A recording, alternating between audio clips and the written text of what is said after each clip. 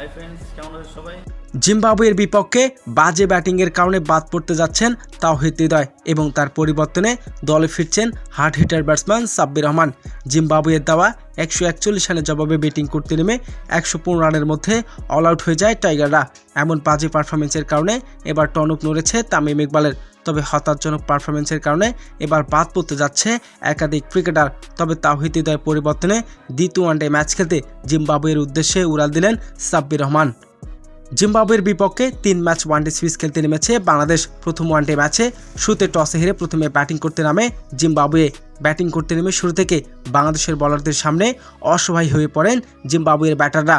নাহিদ রানার ঝোড়ো বোলিংয়ে এদিন 141 রানের মধ্যে অল আউট হয়ে যায় জিম্বাবুয়ে।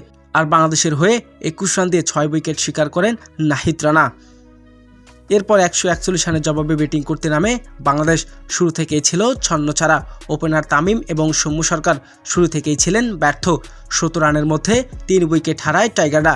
এরপর ব্যাটিংয়ে আসেন তাওহিদ হৃদয়, তবে তিনিও দিয়েছেন এদিন ব্যর্থতার পরিচয়। তবে এদিন মাত্র 3 রান করে সাজ করে ফিরেন তাওহিদ হৃদয়। এরপর একের পর এক উইকেট বিলিয়ে দিতে থাকেন বাংলাদেশের ব্যাটাররা।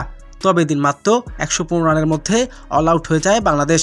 তবে এমন বাজে ব্যাটিংয়ের কারণে এবার টনক নড়েছে বিসিবির। এমন বাজে ব্যাটিংয়ের কারণে এবার বাদ পড়তে যাচ্ছে একাধিক ক্রিকেটার। বিশেষ করে তাওহিদ হৃদয়ের বাজে ব্যাটিংয়ের কারণে হেরেছে বাংলাদেশ।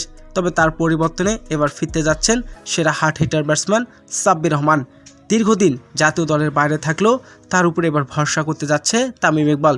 তবে তামিম ইকবালের চাওয়ায় এবার জিম্বাবুয়ের বিপক্ষে দ্বিতীয় ওয়ানডে ম্যাচ খেলতে ইতিমধ্যে উড়াল দিয়েছেন তিনি। তবে সব কিছু ঠিকঠাক থাকলে আগামী দ্বিতীয় ওয়ানডে ম্যাচে জিম্বাবুয়ের বিপক্ষে মাঠে নামবেন সাব্বির রহমান। তো প্রিয় দর্শক, তামিম ইকবালের এমন সিদ্ধান্ত আপনার কেমন লেগেছে অবশ্যই জানাবেন আপনার মতামত।